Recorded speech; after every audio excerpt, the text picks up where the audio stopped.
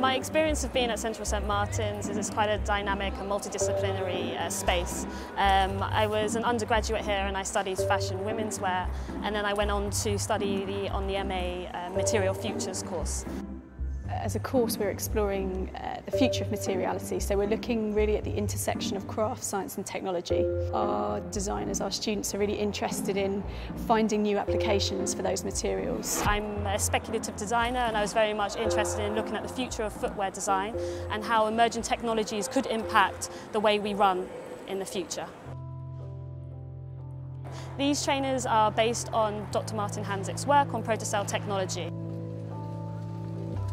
I am a new researcher here in Trento, Italy, and my research is a bit different. It's a bit more frontier science, where we're looking at adaptive materials, materials that are intimately linked to their environment, in a way that we could basically try to produce something that we would term living materials. One of the incentives for studying artificial life models like the ones we study here are to give us a better understanding of living systems, because we have, from humans, animals, bacteria and plants, the same kind of architecture. We have the same kind of DNA, we have the same kinds of proteins that make up all aspects of life as we know it. The science of protocell has been very much looking at the origins of life and trying to establish that kind of understanding from the bottom-up approach. It was quite unusual in my case that I took an interest into that kind of technology.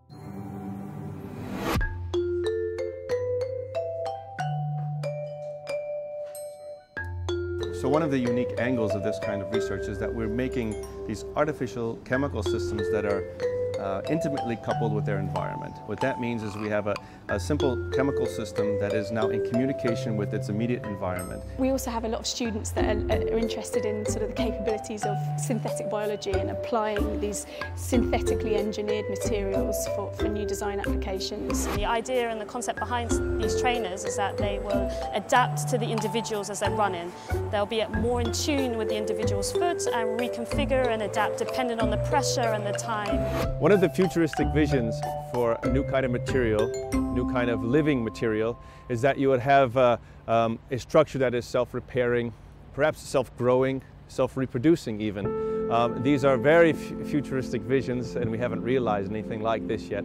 But it is a way to think about the future and what kind of technologies can be applied.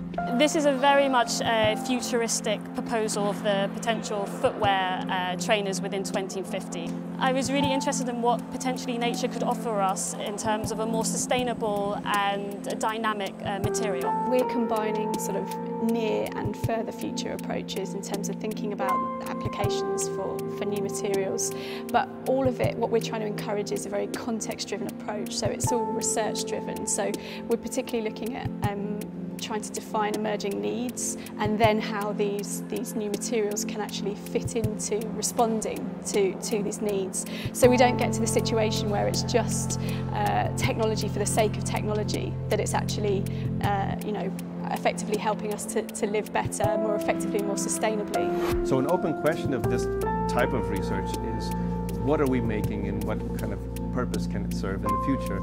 What we are trying to develop here is a technology that is more organic, more fluid, and more similar in type to the things that make up our bodies, cellular-based systems. We could imagine there's a more harmonious interaction between a human user and the technology.